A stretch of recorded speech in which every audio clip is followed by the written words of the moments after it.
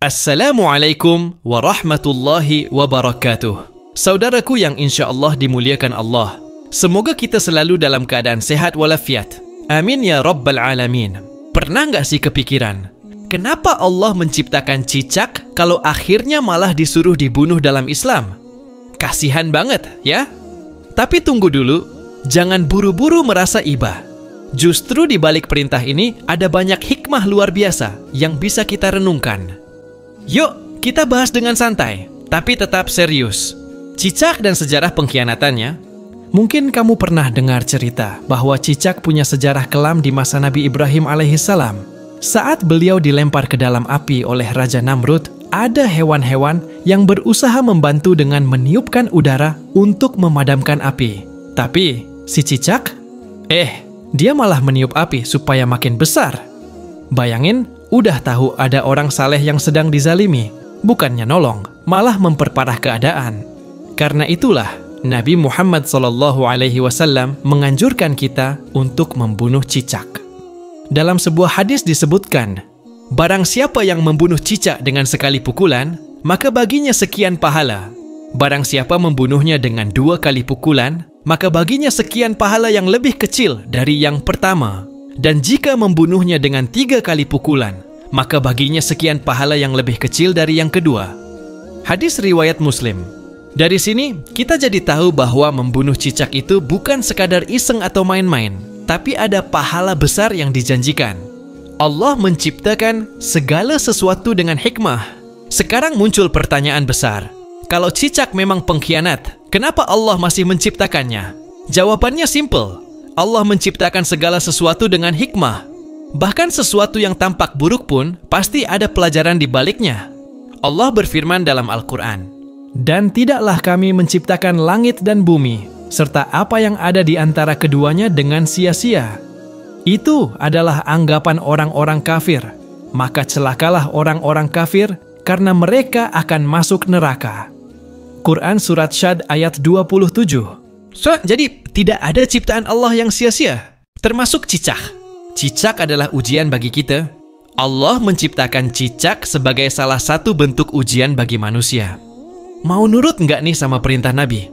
Mau ikhlas nggak kalau disuruh melakukan sesuatu yang kelihatannya sepele tapi punya ganjaran besar? Banyak orang berpikir ibadah itu cuma soal salat, puasa, atau sedekah. Padahal membunuh cicak pun termasuk ibadah kalau diniatkan karena Allah dan mengikuti sunnah Rasul. Nah, dari sini kita belajar bahwa ketaatan itu nggak selalu dalam hal-hal besar, tapi juga dalam hal kecil yang kadang kita anggap remeh. Cicak dan konsep kebaikan versus keburukan. Dalam Islam, segala sesuatu punya pasangan. Ada siang, ada malam, ada baik, ada buruk, ada mukmin, ada kafir. Nah, dalam dunia hewan juga begitu. Ada hewan yang membantu manusia seperti lebah yang menghasilkan madu, dan ada hewan yang membawa keburukan seperti cicak yang punya sejarah kelam. Allah menciptakan cicak sebagai simbol bahwa di dunia ini akan selalu ada yang jahat dan mengganggu, sebagaimana manusia yang ada baik dan buruknya.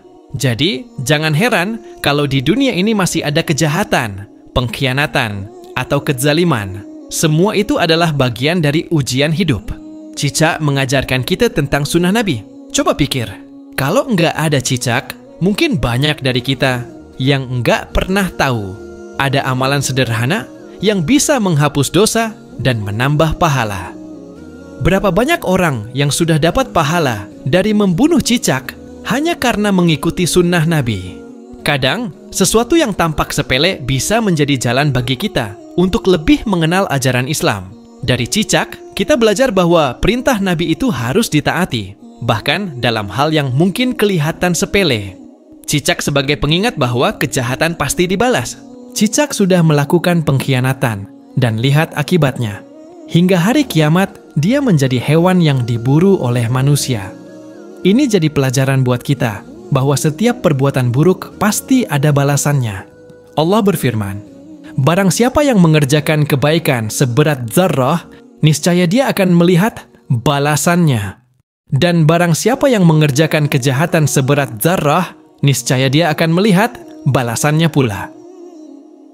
Quran Surat Az-Zalzalah ayat 7-8. Jadi, Kalau cicak saja harus menerima akibat dari perbuatannya, bagaimana dengan manusia yang suka berbuat zalim? Jangan sampai kita termasuk orang yang menyesal di akhirat nanti. Kesimpulan, jangan anggap remeh perintah Allah. Pertama, kita harus memahami bahwa segala sesuatu yang Allah ciptakan memiliki hikmah, termasuk cicak. Dalam Islam, tidak ada perintah yang sia-sia. Jika Nabi Muhammad SAW menganjurkan kita untuk membunuh cicak, pasti ada alasan yang kuat di baliknya. Tugas kita bukan mempertanyakan mengapa, tetapi mencari pemahaman agar semakin yakin terhadap kebenaran ajaran Islam. Kedua, cicak menjadi bukti bahwa kejahatan sekecil apapun tidak akan pernah luput dari balasan. Jika seekor hewan yang meniup api untuk membakar Nabi Ibrahim alaihissalam saja mendapatkan hukuman hingga hari kiamat, bagaimana dengan manusia yang melakukan pengkhianatan dan kezaliman yang lebih besar? Hal ini mengajarkan kita untuk selalu berhati-hati dalam setiap tindakan, karena semuanya akan ada pertanggungjawaban di hadapan Allah. Ketiga, perintah untuk membunuh cicak mengajarkan kita tentang konsep ketaatan dalam Islam. Kadang, perintah Allah dan Rasul-Nya terlihat sederhana, tetapi di baliknya tersimpan pahala yang besar.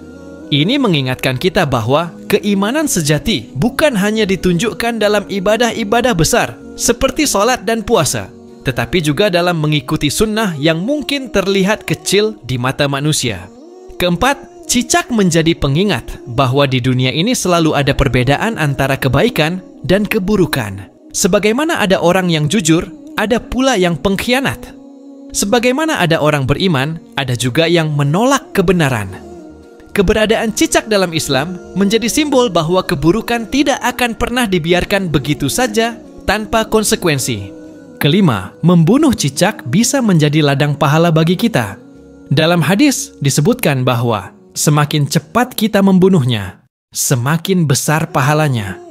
Ini menunjukkan bahwa Islam memberikan kesempatan kepada kita untuk mendapatkan pahala dalam berbagai cara, bahkan dari hal yang mungkin tidak pernah kita bayangkan sebelumnya.